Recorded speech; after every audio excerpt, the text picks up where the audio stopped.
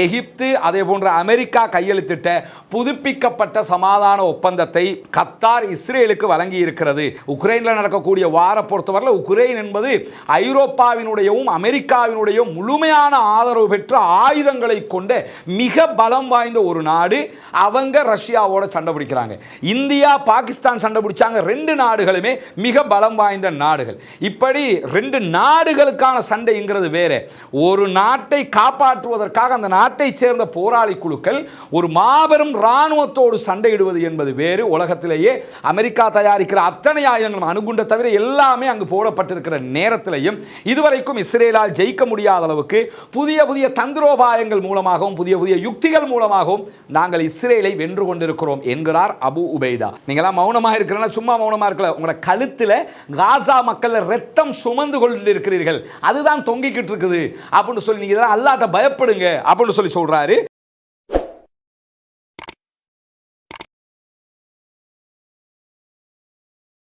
அன்பிற்கினிய சகோதர சகோதரிகளே, நம் அனைவர் மீதும் ஏக இறைவனுடைய அமைதியும் கருணையும் உண்டாகட்டுமாக. அஸ்ஸலாமு அலைக்கும் வரஹ்மத்துல்லாஹி வபரகாத்துஹு. இன்றைய நாள் 651வது நாளாக இருக்கிறது. காசாவிலே இஸ்ரேலிய ஆக்கிரமிப்பு இராணுவத்தினுடைய தாக்குதல்கள் ஆரம்பிக்கப்பட்டதில் இருந்து தொடர்ந்து காசாவிலே இருக்கக்கூடிய அப்பாவிகள் மீதான தாக்குதல்கள் உக்கிரமாக நடத்தப்படுகிற அதே நேரத்தில் வெஸ்ட் பேங்க் பகுதிகளில் மேற்கு கரை பகுதிகளிலையும் இஸ்ரேலிய ஆக்கிரமிப்பு இராணுவம் உச்சகட்டமான தாக்குதல்களை நடத்தி வருகிறது. இந்த நிலையில் இந்த காலகட்டத்திற்குள்ளாக ஒரு சமாதான பேச்சுவார்த்தையும் காசா தொடர்பில் நடைபெற்று வருகிற போது பாலஸ்தீன விடுதலை இராணுவத்தினுடைய ஊடக பேச்சாளராக இருக்கக்கூடிய சகோதரர் அபு உபைதா அவர்கள் இன்றைக்கு ஊடகங்களுக்கு பல முக்கியமான செய்திகளை பேசியிருக்கிறார். அபு உபைதா அவர்கள் இன்றைக்கு ஊடகங்களுக்கு பேசியிருக்கக்கூடிய அவர் வெளியிட்டிருக்கக்கூடிய வீடியோவில் வந்திருக்கக்கூடிய முக்கியமான தகவல்களை தான் ஆரம்பமாக நம்ம பார்க்க இருக்கிறோம். அதை பார்த்ததுக்கு பிறகு அடுத்தடுத்து என்ன நடந்திருக்கிறது என்கிற செய்திகளை நாம் பார்க்க முடியும். குறிப்பாக அபு உபைதா அவர்களுடைய அறிக்கையினுடைய முதல் அம்சமே என்னன்னு சொன்னா, இந்த காலகட்டத்திற்குள்ளாக நூற்றுக்கணக்கான எதிரிகளை நாங்கள் கொன்றிருக்கிறோம், அதே போன்று பல நூற்றுக்கணக்கானவர்களை நாங்கள் காயப்படுத்தி இருக்கிறோம் என்கிற செய்திகளை அவர் ஒரு தலைப்பு செய்தியாக சொல்லி இருக்கிறாரு. ஏன்னா உக்கிரமான தாக்குதல் காசாவுக்குள்ள நடந்து வருகிறது. இஸ்ரேலிய ஆக்கிரமிப்பு இராணுவத்தில் படுபயங்கரமான ஆயுதங்கள் இருந்தாலும் வான்வழி தாக்குதல்களால் அவங்க பொதுமக்களை கொன்றாலும் அப்பாவிகள் மீதான தாக்குதலை தான் அவர்களால் நடத்த முடிகிறது தவிர பாலஸ்தீன விடுதலை இராணுவத்தின் மீதான அவர்களுடைய தாக்குதல்கள் பொய்ப்பிக்கப்பட்டதாக இருக்கிறது. காரணம் என்னன்னா, அவர்கள் ஹிட் அண்ட் ரன் தாக்குதலை நடத்தி கொண்டிருக்கிறார்கள். இஸ்ரேலிய ஆக்கிரமிப்பு இராணுவத்திற்கு உச்சகட்ட பலவீனத்தை அது கொடுத்து கொண்டிருக்கிற காரணத்தினால்தான் நூற்றுக்கணக்கானவர்களை நாங்கள் கொண்டிருக்கிறோம், நூற்றுக்கணக்கானவர்களை படுகாயமடைய செய்திருக்கிறோம் என்கிற செய்திகளில் ஆரம்பிக்கிற அபு உபைதா அவங்க சொல்றாங்க, பாலஸ்தீன விடுதலை போராட்ட அமைப்போடு இஸ்ரேலிய ஆக்கிரமிப்பு அரசாங்கம் ஒப்பந்தத்தை மீறிய இந்த 4 மாதங்களுக்குள்ளாக என்னவெல்லாம் நடந்திருக்கிறது என்கிற செய்திகளை பட்டியலிடுறாரு. கடந்த 4 மாதங்களுக்குள்ளாக நாங்கள் நூற்றுக்கணக்கானவர்களை காயப்படுத்தி இருக்கிற அதே நேரத்தில் ஆயிரக்கணக்கான இஸ்ரேலிய ஆக்கிரமிப்பு இராணுவத்தை சேர்ந்தவர்கள் உளவியல் நோய்களுக்கு ஆட்பட்டு இருக்கிறார்கள். ஏன்னா சைக்காலஜிக்கல் ப்ராப்ளத்தில் துடிச்சுக்க, அதனால தான் தற்கொலை பண்ணிக்கிட்டு இருக்கிறாங்க. அதை சொல்லிட்டு என்ன சொல்றாருன்னு கேட்டா, அதே மாதிரி அதிர்ச்சியாலும் அவர்கள் பாதிக்கப்பட்டிருக்கிறார்கள் என்கிற செய்தியை இன்னைக்கு அபு உபைதா அவங்க சொல்றது மட்டுமல்லாம நம்மளுடைய வரலாற்றிலேயே பாலஸ்தீன வரலாற்றிலேயே மிக நீண்ட யுத்தமாக இந்த யுத்தம் இருக்கிற அதே நேரத்தில் நம்முடைய போராளிகள் நிறைய பாடங்களை இந்த யுத்தத்திலே கற்றுக்கொண்டிருக்கிறார்கள். புதிய தந்திரோபாயங்களை யுத்தத்திலே மேற்கொண்டு வருகிறார்கள். புதிய புதிய தாக்குதல் முறைகளால் எதிரிகளை எங்களுடைய போராளிகள் ஆச்சரியப்படுத்தி கொண்டிருக்கிறார்கள் என்கிற செய்திகளை அபு உபைதா அவர்கள் இன்றைக்கு சொல்லி இருக்கிறார். அதை நம்ம பார்க்க முடியும். உலகத்தில் எந்த ஒரு போராட்ட குழுக்கும் எதிராக இப்படியான ஒரு யுத்தம் நடைபெற்றதே கிடையாது என்பதுதான் உண்மை. உக்ரைனில் நடக்கக்கூடிய வார பொறுத்தவரை உக்ரைன் என்பது ஐரோப்பாவினுடையவும் அமெரிக்காவினுடைய முழுமையான ஆதரவு பெற்ற ஆயுதங்களை கொண்ட மிக பலம் வாய்ந்த ஒரு நாடு. அவங்க ரஷ்யாவோட சண்டை பிடிக்கிறாங்க. இந்தியா பாகிஸ்தான் சண்டை பிடிச்சாங்க. ரெண்டு நாடுகளுமே மிக பலம் வாய்ந்த நாடுகள். இப்படி ரெண்டு நாடுகளுக்கான சண்டைங்கிறது வேற. ஒரு நாட்டை காப்பாற்றுவதற்காக அந்த நாட்டை சேர்ந்த போராளி குழுக்கள் ஒரு மாபெரும் இராணுவத்தோடு சண்டையிடுவது என்பது வேறு. உலகத்திலேயே அமெரிக்கா தயாரிக்கிற அத்தனை ஆயுதங்களும் அணுகுண்டை தவிர எல்லாமே அங்கு போடப்பட்டிருக்கிற நேரத்திலையும் இதுவரைக்கும் இஸ்ரேலால் ஜெயிக்க முடியாத அளவுக்கு புதிய புதிய தந்திரோபாயங்கள் மூலமாகவும் புதிய புதிய யுக்திகள் மூலமாகவும் நாங்கள் இஸ்ரேலை வென்று கொண்டிருக்கிறோம் என்கிறார் அபு உபைதா. அதை தாண்டி அபு உபைதா அவங்க சொல்லும்போது இந்த சமீபத்திய வாரங்களில் நடந்த சம்பவங்களை பற்றி சொல்லுகிறார். நம்முடைய பாலஸ்தீன விடுதலை இராணுவத்தைச் சேர்ந்தவர்கள் இஸ்ரேலிய ஆக்கிரமிப்பு இராணுவத்திற்கு எதிராக பல கைது நடவடிக்கைகளுக்கு முயற்சிகளை செய்திருக்கிறார்கள். எப்படியாவது இஸ்ரேல் இராணுவத்தை சேர்ந்தவனுங்களை உயிரோடு பிடிக்கிறது தான் முயற்சியாக இருக்கிறது பாலஸ்தீன விடுதலை இராணுவத்தினுடைய. அதற்கு பல முயற்சிகளை செய்து கொண்டிருக்கிறார்கள். நவீன வரலாற்றில் ஆக்கிரமிப்பாளர்களுக்கு எதிரான மிகப்பெரிய இராணுவ பாடசாலை எங்களுடையதுதான் என்கிறார். இதை படிக்கும்போது ஒரு மாதிரியாக இருந்தது. என்னன்னா, ஒரு வித்தியாசமான ஒரு வார்த்தையை அவர் பயன்படுத்துகிறாரு. இந்த நவீன காலத்தில் 2025 நம்ம இருக்கிறோம். இந்த காலகட்டத்தில் ஒரு நாட்டை ஆக்கிரமிக்க வருகிற ஆக்கிரமிப்பாளர்களுக்கு எதிராக நடத்தப்படுகிற மிகப்பெரிய பாடசாலை, மிகப்பெரிய ஸ்கூல், இராணுவ ஸ்கூல் எதுன்னு சொன்னால் அது எங்களுடைய இராணுவத்தினுடைய ஸ்கூல் தான் அப்படிங்கிறாரு.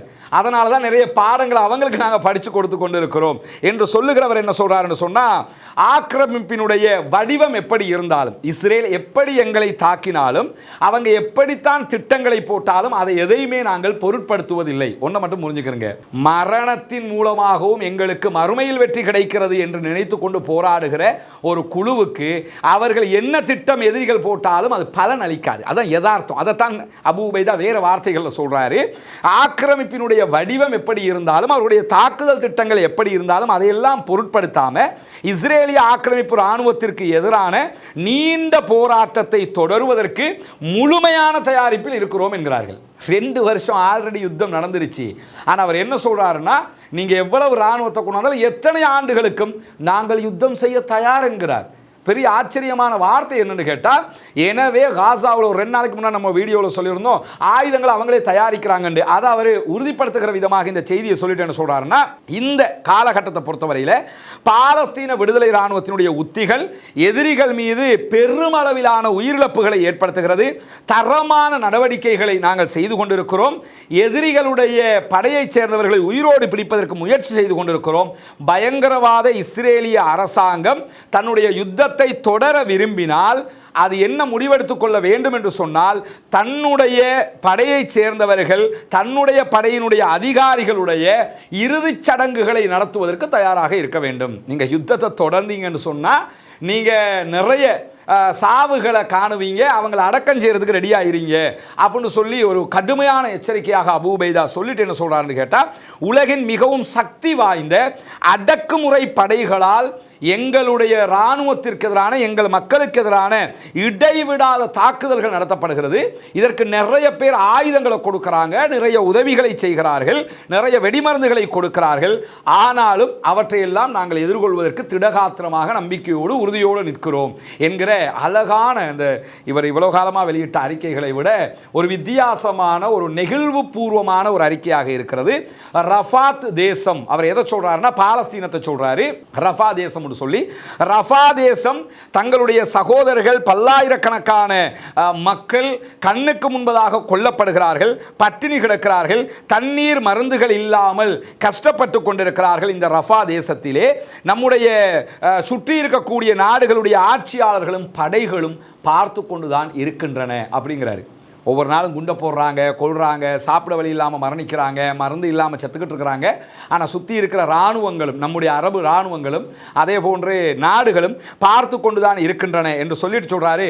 இஸ்லாமிய அதே போன்று அரபு தேசங்களுடைய தலைவர்கள், அவர்களுடைய உயர் அடுக்கு அதிகாரிகள், அதே போன்று அவர்களுடைய அறிஞர்கள், இது முக்கியமானது, அரபு தேசத்தினுடைய ஆட்சியாளர்கள், அதே போன்று இஸ்லாமிய அரபு தேசத்தினுடைய தலைவர்கள், உயர் அடுக்கு அதிகாரிகள், இராணுவ ஜெனரல்கள் மாதிரி இருப்பாங்களா இல்லையா, உயர் அடுக்கு அதிகாரிகள், அந்த நாடுகளுடைய அறிஞர் பெருமக்கள், உலமாக்கள் இருக்கிறாங்களா இல்லையா, இவங்க அத்தனை பேருடைய கழுத்தும் இப்போ எப்படி இருக்குதுன்னு சொன்னால், தங்களுடைய மௌனத்தால் காசாவில் இவ்வளவு பேர் கொல்லப்படும் போது அறிஞர்களும் பார்த்துக்கிட்டு தானே இருக்கிறாங்க.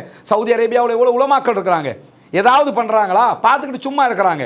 அதே மாதிரி கத்தாரில், துபாயில், அரபு நாடுகள் இருக்கக்கூடிய அத்தனை உலமாக்களும் மௌனமாகத்தான் இருக்கிறார்கள். அவர் என்ன சொல்றாருன்னு கேட்டால், இந்த உலமாக்களுடைய, தலைவர்களுடைய, அறிஞர்களுடைய, அந்த நாட்டினுடைய அதிபர்களுடைய மௌனத்தினால் அவர்களுடைய கழுத்துக்கள் பல்லாயிரக்கணக்கான அப்பாவிகளுடைய இரத்தத்தை சுமந்து கொண்டிருக்கின்றன அப்படிங்கிறார். நீங்களாம் மௌனமாக இருக்கிறனா சும்மா மௌனமாக இருக்கல, உங்களோட கழுத்தில் காசா மக்கள் ரத்தம் சுமந்து கொண்டிருக்கிறீர்கள், அதுதான் தொங்கிக்கிட்டு இருக்குது அப்படின்னு சொல்லி நீங்க இதெல்லாம் அல்லாஹ்ட்ட பயப்படுங்க அப்படின்னு சொல்லி சொல்றாரு. சொல்லிட்டு என்ன சொல்றாருன்னா, ஆனால் எங்களுடைய சகோதரர்களாக இருக்கக்கூடிய யமன்ல இருக்கக்கூடிய அன்சாருல்லா படைப்பிரிவினர் எதிரிகள் மீது பயனுள்ள தாக்குதல்களை நடத்தி கொண்டிருக்கிறார்கள். செயலற்று போகிற விதமாக அவர்களுடைய படைகள் மீதான தாக்குதல்களை தொடர்ந்து நடத்துகிறார்கள். அவர்கள் மீது இஸ்ரேல் பலவிதமான பதிலடிகளை கொடுத்தாலும் அவர்கள் விடாமல் எங்களுக்காக நிற்கிறார்கள் என்று சொல்லிட்டு எதிரியோடு, இஸ்ரேலோடு நாங்கள் மறைமுக பேச்சுவார்த்தைகளில் பாலஸ்தீன தரப்பு ஈடுபட்டு வருகிறது. அந்த பாலஸ்தீன தரப்பு என்ன கோரிக்கைகளை முன்வைக்கிறாங்களோ அந்த கோரிக்கை அடிப்படையில் தான் பாலஸ்தீன விடுதலை இராணுவம் செயல்படும் என்று சொல்லிட்டு சமீபத்திய இந்த 4 மாதங்களுக்குள்ளாக இஸ்ரேலிய ஆக்கிரமிப்பு இராணுவத்தினுடைய அனைத்து கைதிகளையும் நாங்கள் விடுவிப்பதற்கு தயார், ஒரே ஒப்பந்தத்தில் நாங்கள் விடுவிக்கிறோம், நீங்க மொத்தமாக நாட்டை விட்டு வெளியே போகணும், எங்க நாட்டை எங்களுக்கு தரணும் என்கிற நிபந்தனையை நாங்கள் வழங்கி இருக்கிறோம். போர் குற்றவாளியாக இருக்கக்கூடிய நெத்தனியாகவும் அவருடைய அமைச்சரவையை சேர்ந்தவர்களும் எங்களுடைய இந்த வாய்ப்பை நிராகரித்திருக்கிறார்கள். நாங்கள் கொடுக்கிறதுக்கு தயாராக இருக்கிறோம், ஆனால் அவங்க வாய்ப்பை மறுத்துக்கிட்டே இருக்கிறாங்க. அது மட்டும் இல்லாமல் அவங்களுடைய கைதிகளாக நாங்கள் யாரை பிடிச்சி வச்சிருக்கிறோமோ அதில் நிறைய பேர் அவர்களுடைய இராணுவத்தை சேர்ந்தவங்க. அதனால தான் அவங்க வந்து கணக்கில்லாமல் இருக்கிறாங்க. பொதுமக்களாக இருந்தால் கூட பரவாயில்ல, மீட்டெடுக்கணும்னு யோசிப்பாங்க. இராணுவத்தை சேர்ந்தவங்கிறதுனால தங்களுடைய ஃபோர்ஸஸ் யுத்தத்தில் செத்தா என்ன, பாலஸ்தீன விடுதலை அமைப்பிடத்தில் செத்தா என்ன என்கிற விதமாக பொடுபோக்காக இருக்கிறார்கள் என்பது மட்டும் எங்களுக்கு தெரிகிறது என்கிற ஒரு செய்தி அபூ உபைதா சொல்லிட்டு நடந்து கொண்டிருக்கக்கூடிய இந்த பேச்சுவார்த்தைகளை கண்காணித்து வருகிறோம். இதில் நிரந்தர யுத்த நிறுத்தம் ஏற்பட வேண்டும், ஆக்கிரமிப்பு இராணுவம் மொத்தமாக திரும்பி வெளியேற வேண்டும், காசா விட்டு வெளியே போகணும், எங்களுடைய மக்களுக்கு தேவையான நிவாரணங்கள் வழங்க வேண்டும். இதுவெல்லாம் தருவதாக இருந்தால் ஒப்பந்தம் செய்வதற்கு நாங்கள் மிக தெளிவாக தயாராக இருக்கிறோம். பொய்யான வாக்குறுதிகள், அதே போன்று ஏமாற்று கதைகளை சொல்லி மனிதாபிமான மண்டலம் என்கிற பெயரில் நாஜி வதை முகாம் ஒன்றை காசாவுக்குள் உருவாக்குவதற்கு இத்திட்டங்களை இஸ்ரேலிய ஆக்கிரமிப்பு இராணுவம் முன்வைக்கின்றன. இந்த திட்டங்கள் எல்லாம் தோல்வி அடையும் என்று சொல்லக்கூடிய அபூ உபைதா கடைசியாக சொல்றாரு, அரபு பேரில் கூலிப்படைகளை இறக்கி விடுறீங்க, உங்களுடைய முகவர்களை இறக்கி விடுறீங்க, இதுவெல்லாம் உங்களுடைய தோல்வியின் அடையாளம், நீங்கள் தோற்று போவது நிச்சயம். அபு ஷபாப்ங்கிற பேரில் ஒரு படையை கொண்டு இறக்குறது, ஒவ்வொருத்தன பேரில் யாசர் அபு ஷபாப் பேரில் எல்லாம் இஸ்ரேல் பயிற்சியை கொடுத்து ஆயுதத்தை கொடுத்து குழுக்களை இறக்குறானா இல்லையா? இதுக்கெல்லாம் அவங்க என்ன சொல்கிறாங்கன்னா, அரபு பேரில் நீங்கள் கொஞ்சம் பேர்த்த களத்தில் இறக்குறதுனால எங்களை தோக்கடிச்சிட முடியாது, உங்களாலேயே எங்களை வெல்லையிலான்னும் போது எங்களுடைய துரோகிகளால் எங்களை வெல்லலாம் என்ற அர்த்தம் அல்ல, தாராளமாக அவர்களும் தோற்று போவார்கள் என்று சொல்லி தன்னுடைய அறிக்கையில் மிக தெளிவாக இன்றைக்கு அபூ உபைதா அவர்கள் சொல்லி இருக்கக்கூடிய காட்சிகள் வெளியாகி இருக்கிறது. எனவே பாலஸ்தீன விடுதலை இராணுவம் நீண்ட நெடிய யுத்தத்திற்கு மிக தயாராக இருக்கிறது. அதற்குரிய தேவைப்பாடுகளும் அதற்குரிய ஆயுதங்களும் அவர்களிடத்தில் இருக்கிறது என்பதை இன்றைக்கு தெளிவாக அபூ உபைதா ஒப்புவித்திருக்கிறார். ஆயிஷா சிஸ்டர், முகமது பிரதர், இது எங்க வீடு இல்லை, நீ எங்கட பொறுப்பு முடிஞ்சு.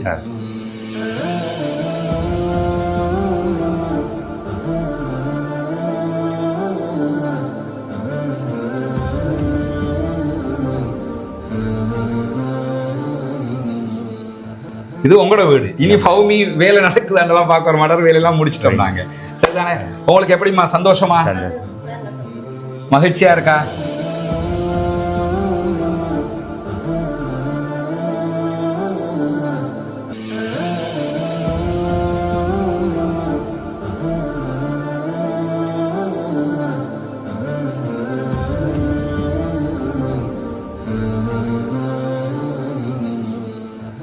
சரியா? இதுக்கு நீங்க நிறைய துவா செய்யணும். இதுக்காக உதவின சகோதரர்களுக்கு, உங்களை மாதிரி என்றாலும் வேலை செய்யக்கூடிய ஒருத்தர் கொழும்புல ஒரு உண்டியலை கொண்டு வந்தார், 9500 ரூபா சம்திங், அதுல காசு இருந்துச்சு. அஸ்ஸலாமு அலைக்கும் வரஹ்மத்துல்லாஹி வபரகாத்துஹு.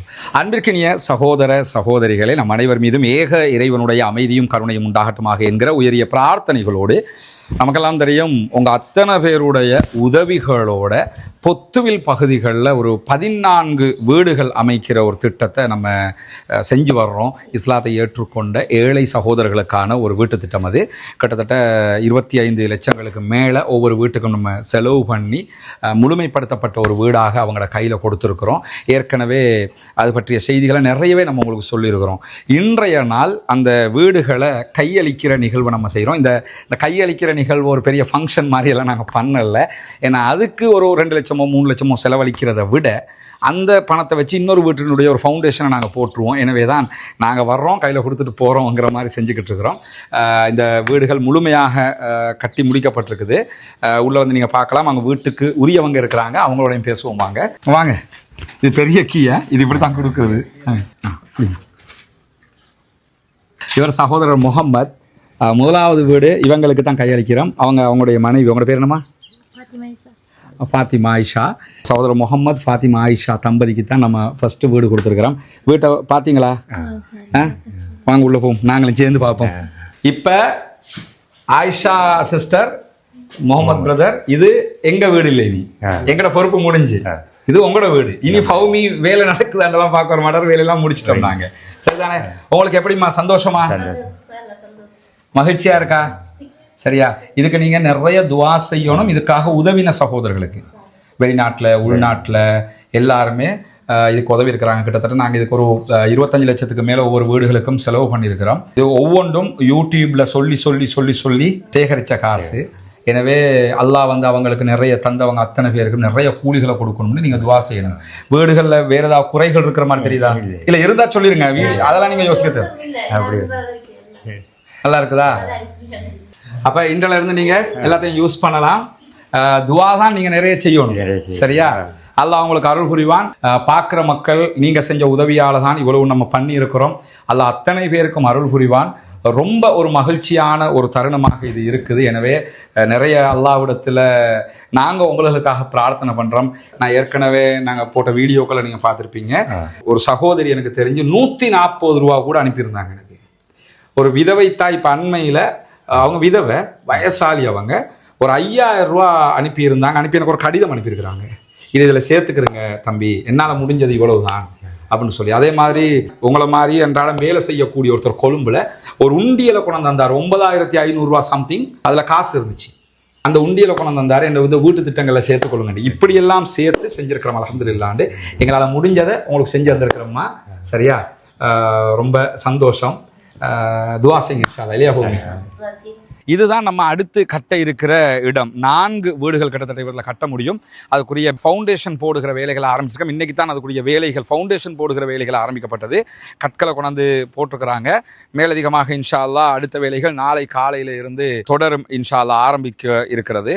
எனவே இந்த வேலைகளும் நீங்கள் தருகிற உதவிகளை கொண்டு தான் நம்ம செய்ய இருக்கிறோம்ங்கிறதுனால நீங்கள் தான் இதற்கும் உதவ வேண்டும். அல்லாஹ் உங்களுக்கு அருள் புரிய வேண்டும். உங்கள்கிட்ட தான் நம்ம இதை கேட்க முடியும்.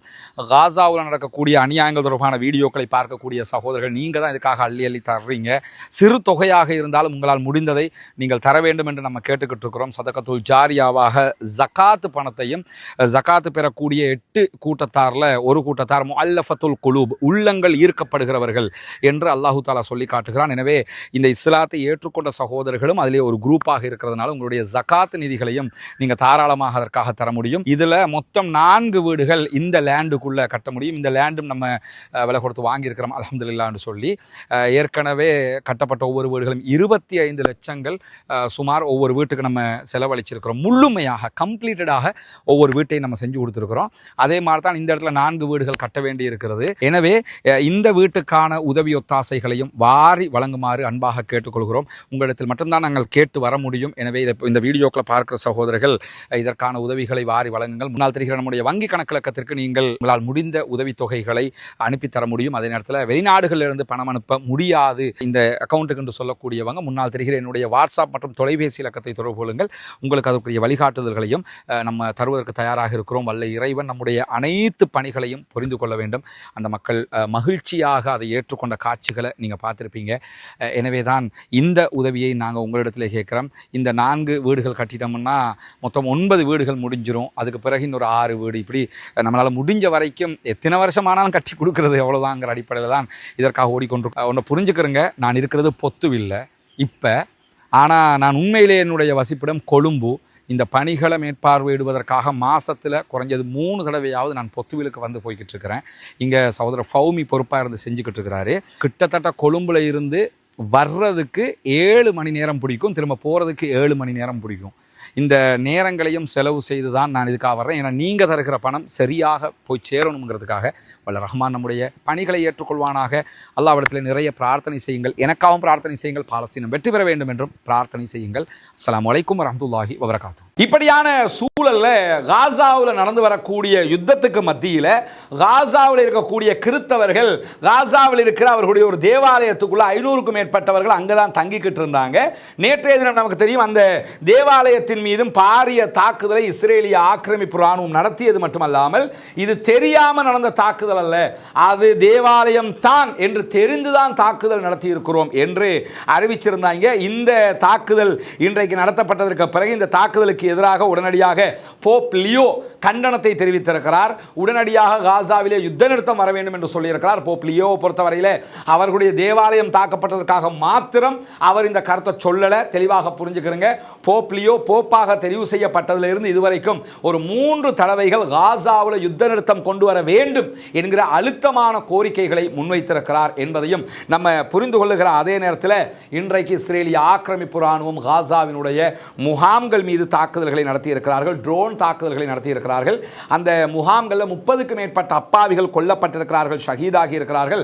அதற்கான காரணம் என்னன்னா, வெடிக்கிற ட்ரோன்கள் தான் அனுப்பப்பட்டிருக்கிறது. அந்த ட்ரோன்கள் ஆணிகளாலும் அதே போன்று இரும்பு துகள்களாலும் நிரப்பப்பட்ட ட்ரோன்கள் என்கிறார் அல் ஜசீராவினுடைய நிருபர் ஹானி மஹமூத் அவர்கள். இந்த அளவுக்கான தாக்குதல் அவங்க நடத்துறாங்க. பெரிய மக்கள் இருக்கக்கூடிய கூட்டங்கள் மீது தாக்குதல் நடத்தப்பட்டது, சந்தைகள் மீது தாக்குதல் நடத்தப்பட்டது, தண்ணீருக்காக வந்து வரிசையில் நின்ற மக்கள் மீதும் தாக்குதல்களை நடத்தினார்கள் என்று கவலை தோய்ந்த முகத்தோடு ஹானி மஹமூத் அவர்கள் இன்றைக்கு அல் ஜசீராவிலே இந்த செய்திகளை சொல்லிக் கொண்டிருந்ததை பார்க்கிறோம். அவ்வளவு அநியாயத்தை இஸ்ரேலிய ஆக்கிரமிப்பு ராணுவம் இன்றைக்கும் காசாவுக்குள்ள செய்து கொண்டிருக்கிற அதே நேரம் சேனல் 20 இஸ்ரேலுடைய பத்திரிகை வெளியிட்டிருக்கக்கூடிய அறிக்கையில் என்ன சொல்றாங்கன்னா, எகிப்து அதே போன்ற அமெரிக்கா கையெழுத்திட்ட புதுப்பிக்கப்பட்ட சமாதான ஒப்பந்தத்தை கத்தார் இஸ்ரேலுக்கு வழங்கி இருக்கிறது என்கிற செய்திகள் கொடுக்கப்பட்டிருக்கிறது. கத்தார் பாலஸ்தீன விடுதலை அமைப்போடும் பேசி சில நிபந்தனைகளோடு புதுப்பிக்கப்பட்ட ஒரு ஒப்பந்தத்தை திரும்ப இஸ்ரேலுக்கு கொடுத்திருக்கிறாங்க. மறைமுக பேச்சுவார்த்தைகளில் இதுவெல்லாம் பேசப்பட்டு கொண்டிருக்கக்கூடிய நேரத்தில் அந்த கொடுத்திருக்கக்கூடிய அந்த ஒப்பந்தத்தில் மத்தியஸ்தர்கள் வழங்கி இருக்கக்கூடிய செய்திகள் என்ன இருக்குதுன்னு கேட்டால், காசாவில் இருந்து இஸ்ரேல் வெளியேற வேண்டும், எதுவரைக்கும் வெளியேறணும்ங்கிற விவரங்கள் இருப்பதாகவும், அது மட்டுமல்லாமல் விடுவிக்கப்பட வேண்டிய பாலஸ்தீன அதே போன்று இஸ்ரேலிய கைதிகள் எத்தனை பேர் என்கிற விவரங்களும் அதிலே இருப்பதான செய்திகளும் சொல்லப்பட்டிருக்கிறது. ஆனால் இன்றைக்கு ஒரு ஒப்பந்தம் நெருங்கி கொண்டிருக்கிறது, ஆனால் பாலஸ்தீன விடுதலை அமைப்பு தான் விடாப்பிடியாக நிற்கிறது என்கிறார் அமெரிக்காவினுடைய தூதர் என்கிற செய்திகளையும் அல் ஜசீரா ஒளிபரப்பு செய்திருக்கிறது. இதுல இருந்து என்ன தெரியுதுன்னு கேட்டால், பாலஸ்தீன விடுதலை அமைப்பு அவர்களுடைய உறுதியான கொள்கை கோட்பாட்டில் இருக்கிறார்கள். காசாவிலிருந்து மொத்தமாக இஸ்ரேல் வெளியே போகணும், பாலஸ்தீனத்தில் நிரந்தர யுத்த நிறுத்தம் என்கிறத அறிவிச்சா மட்டும்தான் நாங்கள் சமாதானத்துக்கு ரெடிங்கிறாங்க. தோற்று போகிறவர்கள் ஒருபோதும் இதை சொல்ல மாட்டார்கள் என்பதையும் நம்ம புரிந்து கொள்ளுகிற அதே நேரத்தில் இன்றைக்கு இஸ்ரேலுடைய அதிகாரியை மேற்கோள் காட்டி இஸ்ரேலுடைய எடியோத் அஹ்ரனோத் பத்திரிகை ஒரு செய்தியை வெளியிட்டிருக்கிறாங்க. அதில் காசாவில் எங்களுடைய இராணுவத்தினர் தங்குவதற்கு பாதுகாப்பான எந்த இடங்களும் கிடையாது அப்படின்னு இருக்கிறாங்க. அதுக்கு காரணம் என்ன சொல்றாங்கன்னு சொன்னா, நாங்க காசாவில் இடிபாடுகளுக்கு மத்தியில் இருக்கக்கூடிய வீடுகளுக்குள்ள போய் தங்குவோம் என்று சொன்னா அந்த வீடுகள் இடிந்து விழுகிற நிலைமைகள் இருக்கிறது மட்டுமல்லாம அநேகமாக அந்த வீடுகள் எல்லாம் ஆல்ரெடி கன்னி வெடிகள் சூழப்பட்டதாக இருக்கிறது. நாங்கள் வீட்டுக்குள்ள எல்லாத்தையும் செக் பண்ணிட்டு தான் போய் தங்க போறோம். ஆனால் அதுக்குள்ள எப்படியோ வெடிகளை உள்ளுக்குள்ள குண்டுகளை பாலஸ்தீன விடுதலை அமைப்பு வைத்திருக்கிறது. எனவே அதிலே எங்களுடைய வீரர்கள் கொல்லப்படுகிறார்கள் என்கிறார் இஸ்ரேலுடைய அதிகாரி என்று இஸ்ரேலுடைய பத்திரிகையே சொல்லியிருக்கிறது. மட்டுமல்லாமல் நம்முடைய படையைச் சேர்ந்தவர்கள், இஸ்ரேல் படையைச் சேர்ந்த பல பேரும் வந்து இப்போ வாகனங்களுக்குள்ள தான் தங்கிக்கிட்டு இருக்கிறாங்களாம், வெஹிக்கிளுக்குள்ள தான் தங்கிக்கிட்டு இருக்கிறாங்க.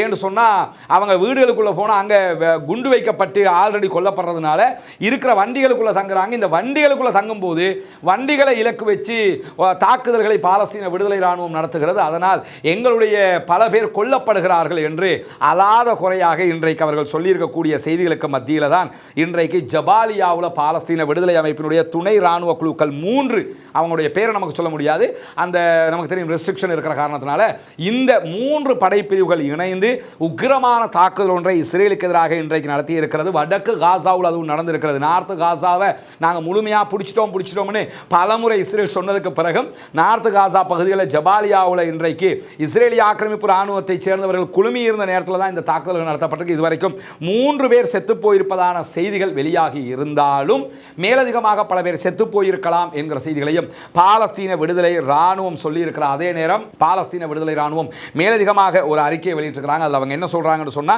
இஸ்ரேலுக்கு எங்களோட ஒரு ஒப்பந்தம் செய்வதை தவிர வேறு வழி கிடையாது. ஆக்கிரமிப்பு ராணுவத்தை பொறுத்தவரையில் கைதிகளை வலுக்கட்டாயமாக அவங்களால விடுவிக்க முடியாமல் போயிடுச்சு. காசாவுக்குள்ள வந்தாங்க, யுத்தம் செய்து கைதிகளை எடுத்துட்டு போகணும்னு நினைச்சாங்க.